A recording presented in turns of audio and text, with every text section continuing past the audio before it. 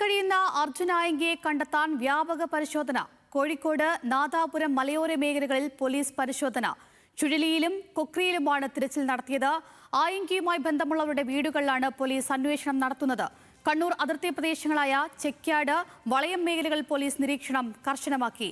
വിവരങ്ങളുമായി മുബാറക്കാണ് നമ്മോടൊപ്പം ചെയ്യുന്നത്. മുബാറക്, ഈ കഴിഞ്ഞ കുറേ ദിവസങ്ങളായി അർജുൻ ആയങ്കിയുടെ പിറകെ തന്നെയാണ് പോലീസ്.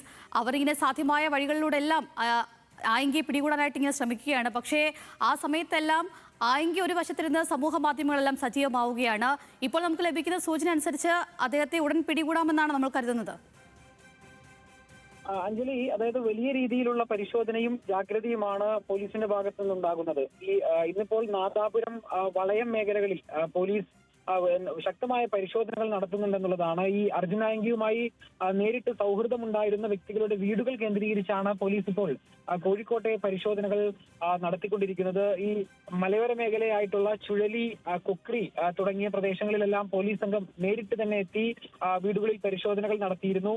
ഈ കണ്ണൂർ അതിർത്തി പ്രദേശമാണ് ഈ ചെക്യാട്, വളയം തുടങ്ങിയുള്ള ഭാഗങ്ങൾ. ഈ അർജുൻ ഇവിടേക്ക് എത്താൻ സാധ്യതയുണ്ട് എന്ന് ഉള്ളതിന്റെ അടിസ്ഥാനത്തിലാണ് പോലീസ് ഇവിടെ എത്തി പരിശോധനകൾ നടത്തിയത്.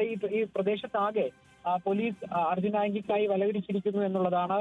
ഏത് സമയവും ഇവിടെ എത്താമെന്നുള്ളൊരു മുന്നറിയിപ്പ് അല്ലെങ്കിൽ ഒരു സാഹചര്യം ഉണ്ട് എന്നുള്ളതായിരുന്നു പോലീസ് മനസ്സിലാക്കിയിരുന്നത്. അതിന്റെ അടിസ്ഥാനത്തിലാണ് ഈ ഭാഗങ്ങളിലെല്ലാം വലിയ പരിശോധനകൾ നടക്കുന്നത്. കൂടാതെ ഇന്ന് കണ്ണൂരിൽ നിന്ന് അർജുൻ രക്ഷപ്പെടാൻ ഉപയോഗിച്ച കാറടക്കം പോലീസ് കണ്ടെത്തിയിരുന്നു. കഴിഞ്ഞ ദിവസങ്ങളിലടക്കം തൃശ്ശൂരിലും അർജുൻ ആയങ്കി വന്നെത്തിയതായിട്ടുള്ള സൂചനകൾ ലഭിച്ചതിന്റെ അടിസ്ഥാനത്തിൽ വ്യാപകമായ പരിശോധനകൾ ഉണ്ടായിരുന്നു. ഇന്നലെയും എടപ്പാൾ ഭാഗത്ത് ഹോട്ടലിൽ ചായ കുടിക്കാൻ എന്നോണം അർജുൻ ആയങ്കി എത്തിയതിന്റെ ദൃശ്യങ്ങളും പ്രചരിച്ചിരുന്നു. അഞ്ജലി, എന്തായാലും വ്യാപക പരിശോധനയാണ് നടക്കുന്നത്. ശരി മുബാറക്, എന്നാലും അന്വേഷണം വലിയ രീതിയിൽ തന്നെ പുരോഗമിക്കുകയാണ്. മുബാറക്കാണ് അതിന്റെ വിശദാംശങ്ങൾ നൽകിയത്.